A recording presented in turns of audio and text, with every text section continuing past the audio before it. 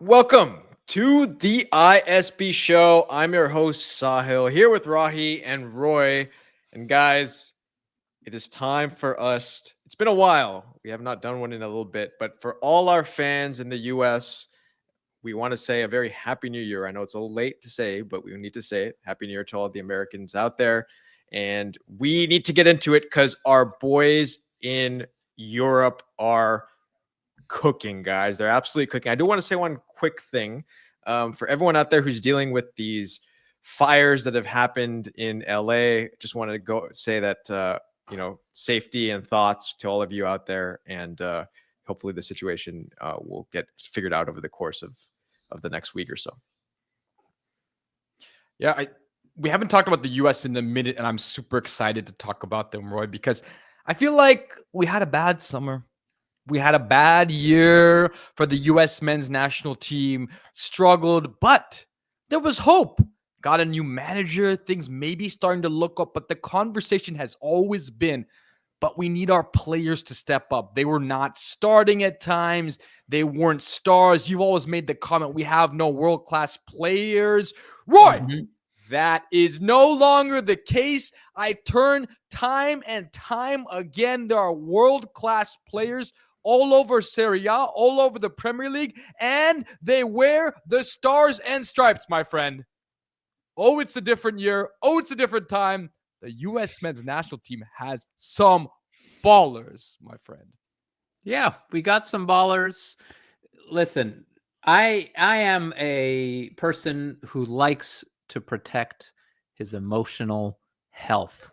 And getting this excited, getting on that chair, Rocky, and starting to yell about world-class players and the incredible national team we have and all these phenomenal world-class players. You said it like 6 times, the word world-class.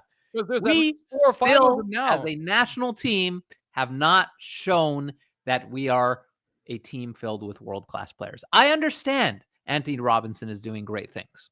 I understand Christian Pulisic is doing well for pretty much middle of the table AC Milan. I understand it. Let's put things into context. One, I agree Christian is looking better than ever. And he is still in my mind, not that world-class player, but right on the verge of it. Fine. Wait, time out. Before we get into doom and gloom, Roy over here, can we talk about each of the individual? Let's talk about some of these players and how they're performing, and then we can Roy, you can burst everyone's bubble. But sure. First, go ahead, continue. Start it off. Who wants to go? Let's start praising some of these guys. Who wants to start? Listen, Mckennie and Christian are the 2 leaders here. Antonee Robinson is right up there with them. In a lower division, obviously, Brendan Aronson has been doing some incredible work for Leeds United. So there are guys, even Scally. Scally's looking good for Malik Tillman is playing well. Ricardo Pepi continues to score, my friend. I mean, there's player after player. Yunus Musah has cemented an important place on that AC Milan team. Timothy Weah, when healthy, was relied upon very, very, very much so by the Juventus manager. So, I mean, to me, there are player after player is in a good moment, Roy. All these players that we were concerned about, we were worried about, have shown resilience. Timothy Weah is being one of the players in a good moment. Yes, he's playing well, but he hasn't cemented a starting position. He's injured, but when he's on the field, he's been deadly, man. But and healthy, do you really think he's going to get that starting position? I don't think so. I understand he's been injured, but even when healthy, he doesn't start for the team. And this is, again, another team that's undefeated, sure, but they have, 11, 12 draws, the highest draws in the Serie A. Listen, I just want to put things in context. We say about the U.S.? Players are playing better than ever, but in terms of this term we keep using, world-class, a guy who's not starting for Juve is not world-class.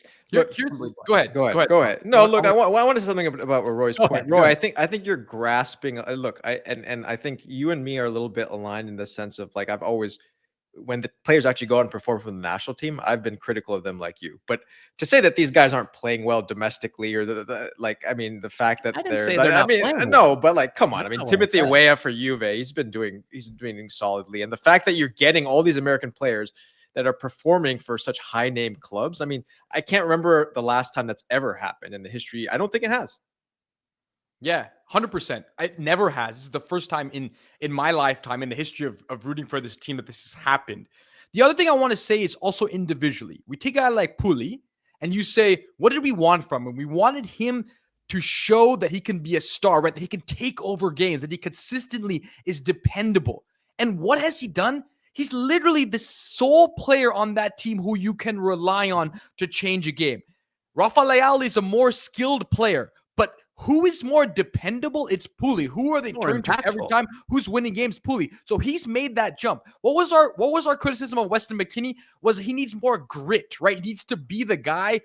And he's done that, right? For a Juve team that defends with their life, that doesn't give up goals. He's going in after every tackle, right? He's shown that ability to sort of dial in mentally and dig in, right? So all these players are taking the leaps we wanted from them. The same with Musah, also learning to be more responsible and create a little bit more than he has in the past. So all these players have taken the jumps that we hoped. Antonee Robinson, man, he is defending better than he ever has, and that's huge. He's always been good going forward, and he's even better this season, but this Fulham team is beating teams that are better than them. And hey, by the way, Tyler Adams is back for Bournemouth, and they are finding ways to get results against big teams. So mentally, I think these guys have made the jump. They've been more made to be more resilient, and that's what we want, Roy. I'm seeing grit, I'm seeing fight, I'm seeing the pressure, and they're coming through in these big moments. I don't disagree with anything you just said, and my pessimism was ignited due to a word you use, which is world class. I understand this conversation of we're doing better than we have been over the past couple of years. And that's amazing. That's wonderful. That's progress. But let's not get ahead of ourselves, because this is where we continue to disappoint ourselves as US fans.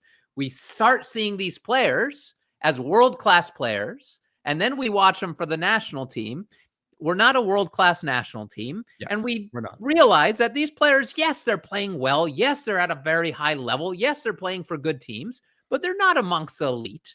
They're not in the top 1 or 0.5% of players in the world, which is what I would consider world-class players. So we're doing well. We're making progress, but let's pump the brakes on this world-class conversation. And also, I do want to throw in a separate note here. There's one American who still hasn't quite kicked it off. Do you guys know who I'm talking about? We've been waiting. We've been waiting forever. I know who you're trying to say. You guys might have forgotten his name. I know. I think Rocky forgot his name. He was Rocky's favorite player of all time. He would talk about him all the time. Oh, you're talking about Balogun, but he's been injured. Gio Reyna, my friend. Did we Gio Reyna. Yeah, we forgot about him, man. We forgot about Gio Reyna. Supposed to be, and players still say this, that he is our most talented player. Yeah. I think we can take that conversation. I think that conversation needs to be put to bed, I think, a little bit in terms of that. Yeah, but we've given up on Gio Reyna. I mean, if he emerges, great. I don't really care at the moment anymore about him. But Sa, I think you're about to say something which I think is going to be important. No. So here's what I was going to say, Roy. I think the conversation is less whether they're like 1%, 2%, 3%, what level world class. I think we can all say now that these are very, very good players. The issue, and what I want to finish with in this video, is how do we translate the form that they have on their club team and take it to the national team? Because I think that's the problem. I agree. I would almost say we don't need to use the word world class, but let's call it world class light. These are world class light players, but we are not a world class national team. So, or even close to that. We're not the best in our region, in one of the weakest regions in the world. Yes. So we're a very average national team right now. So how do we translate that to make our national team at least to the very good level? Yeah, we shall see. And that is true. That, Roy, you and I can agree on. We are definitely not a world-class national team. And we are not better than the sum of our parts, right? We are, in fact, worse. And we have been worse. The difference now, I want to say, is prior we talked about mentality, and maybe there were some issues with the players' mentality. I don't see that being an issue anymore, because I think that individually they've taken strides. They've been through tough periods, and many of them have come out on the other side. Now, the question is going to come down to management, and that's going to be key. And we have a great manager, Roy, but no longer do I believe the question marks are going to be on the players. It's just a matter of putting it all together, and some of that's going to be tactically. I think we have the right guy, but I'm not sure, Roy. Okay, so but Rahi, you said you think things are gonna get better after this current streak of performances by the U.S. men's national team. Absolutely. Absolutely. so Because the you're mentality I'm yes. seeing is Yeah. different individually. Right, you're yes. Roy, do you think things are gonna get better with the national team based on the performances that these guys are having in Europe?